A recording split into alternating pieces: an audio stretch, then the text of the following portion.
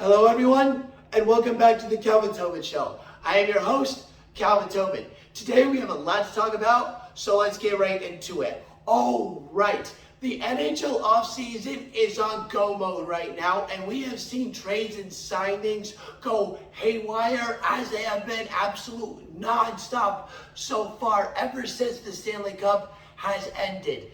Now, the trades and signings have been huge so far, and the biggest ones we have seen so far is Brock Boeser re-signed with the Vancouver Canucks on a 3-year, $6.65 average annual value deal, while also seeing Chris Letang re-signed with the Pittsburgh Penguins on a 6-year, $6.1 million average annual value deal.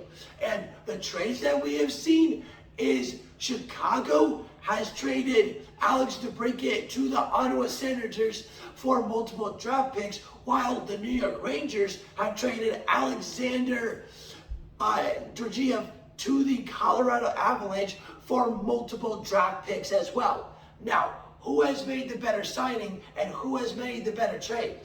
The team that has made the better signing is the Vancouver Canucks signing Brock Boeser. Brock is a young forward still in the beginning of his career because he's only 6 years in and has 256 points so far for the Canucks. And Vancouver is a young, star-studded team with Boeser, Peterson, Hughes, and Demko. These guys are young and have all the time in the world to get a playoff spot and potentially get a Stanley Cup in their future. And as well as being very consistent on being a great team as well because of that young star-studded team. And with that signing of Boeser, and him being young, that's the very reason of why Chris Letang is not the better signing, because Chris Letang has been in the league for 15 seasons, and him signing for 6 years puts him at 21 seasons when he's all said and done. Yes, he did just come off a career year and getting 68 points in his 15th season for the Pittsburgh Penguins, but who knows how long he is going to keep up that production, because he could also want to retire within the next 2 to 3 years, but he could not even reach the end of his contract because Chris Letang is aging and his production is eventually going to fall off, and then the Pittsburgh Penguins have to go and look for a new guy. Now, who made the better trade? The Ottawa Senators made the better trade because they got Alex DeBrincat, and he's also a young, star-studded player, as he is only a few years into the league himself. And with him being at Ottawa, he could be in a line with Stützle and Tkachuk, and that could be a successful line right there. And Ottawa could impress a lot of people going into the 2022-2023 season and surprise a lot of people for how great they could be with those three guys, while Chicago has to hope and be lucky that they could duplicate Alex DeBrincat in the coming draft picks that they get tonight and tomorrow night as the NHL draft is going on.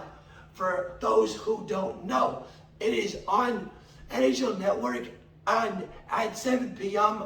tonight and tomorrow night for July 7th and July 8th. Now, Chicago, like I said, they have to hope for that new player because not everybody can get a good player out of the draft. Sometimes the entire draft class can be a bust. Now, there is a new player in Carolina right now, and that is Baker Mayfield. And Baker Mayfield's situation is not good at all. Here's exactly why. Because Baker Mayfield was hoping to go to a team that needed a QB completely, and he could just go there and start like that.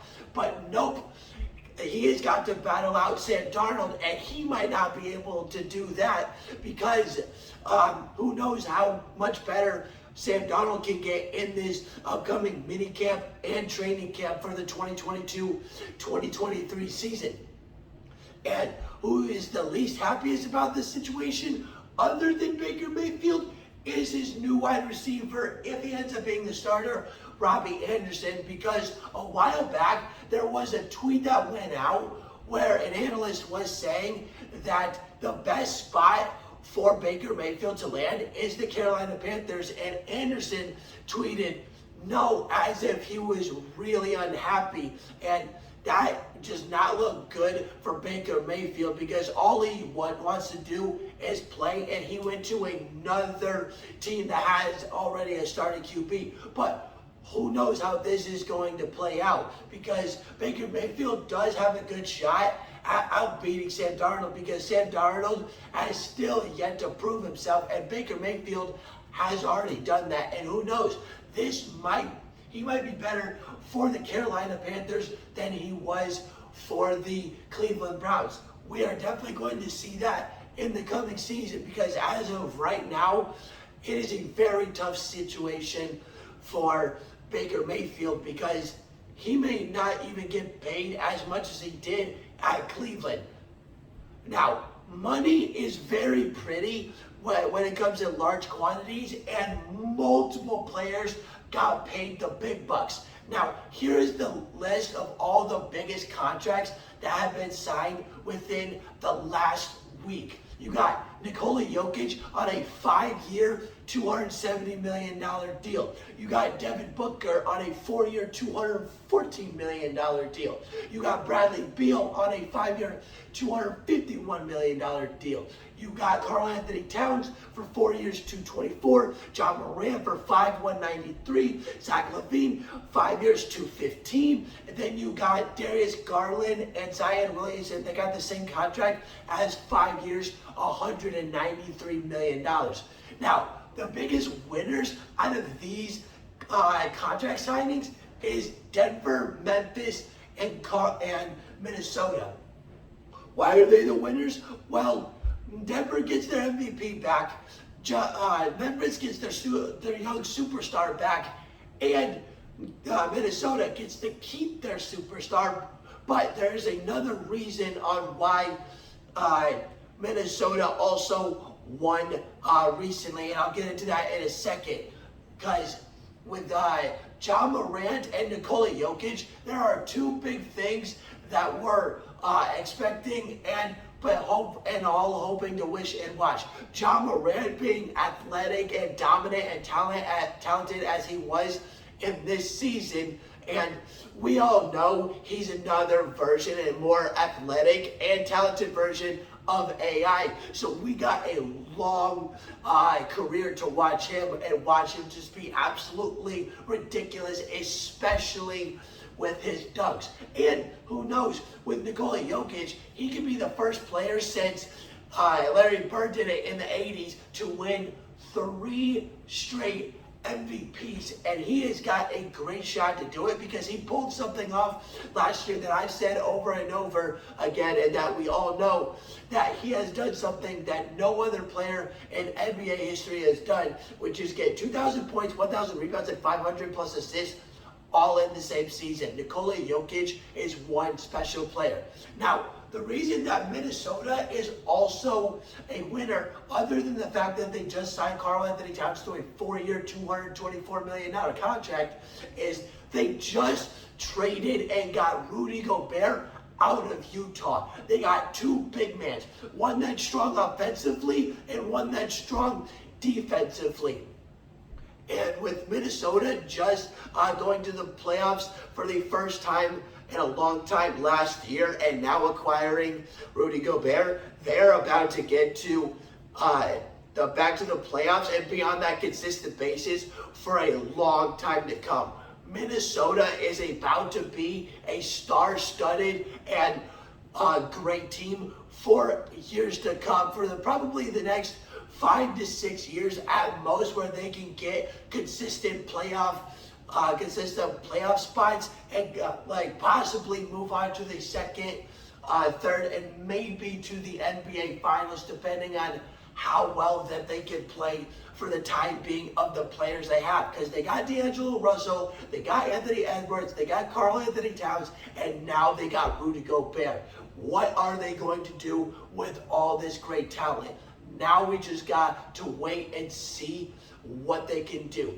The biggest losers of these big ass contracts is Darius Garland and Zion Williamson, Cleveland and New Orleans. These guys are the biggest losers because these guys are nowhere near worth the contracts that they signed.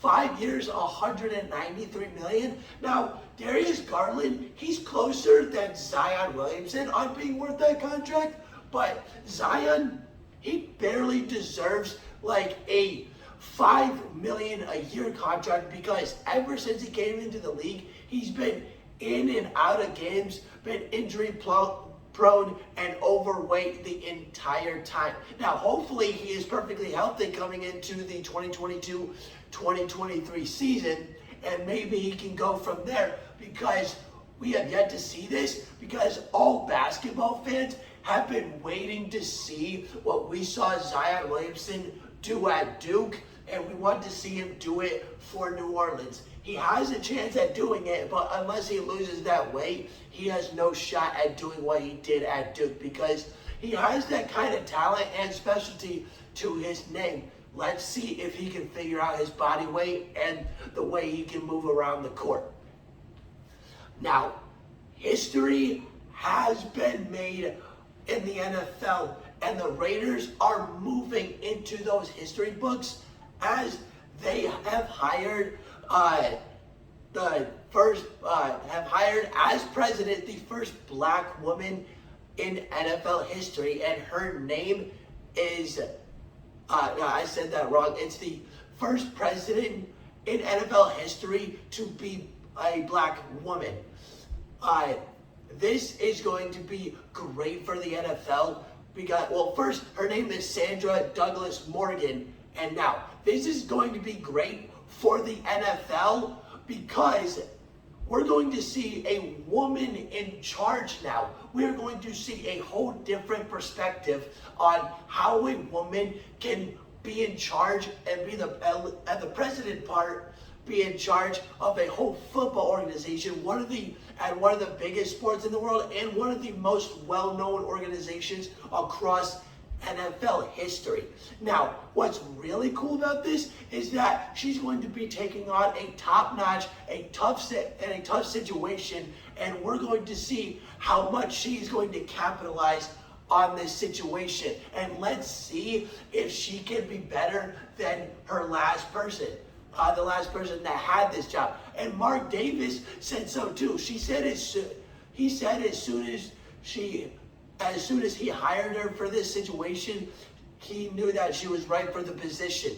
Now let's see if he is correct about it.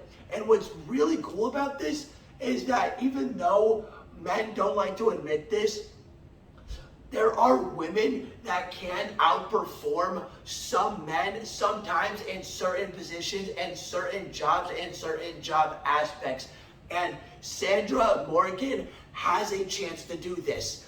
Now, and with her doing this as well, like I said, us men don't like to admit it that like some women are better. Can she prove all these guys wrong that she is the one for the position? She is the better one for the position. And can she get the Las Vegas Raiders back to being a great team? Can she get them back to the Super Bowl for the first time since 2002? Can they be on a playoff consistency? Let's see what she's got. All right, that's the end of the Calvin Tobin Show. Please subscribe to my channel at Calvin Tobin Show so you don't miss out on any sports media whatsoever. And please follow me on Instagram at Calvin Tobin Show so you don't miss out on any sports news whatsoever. And I'm out.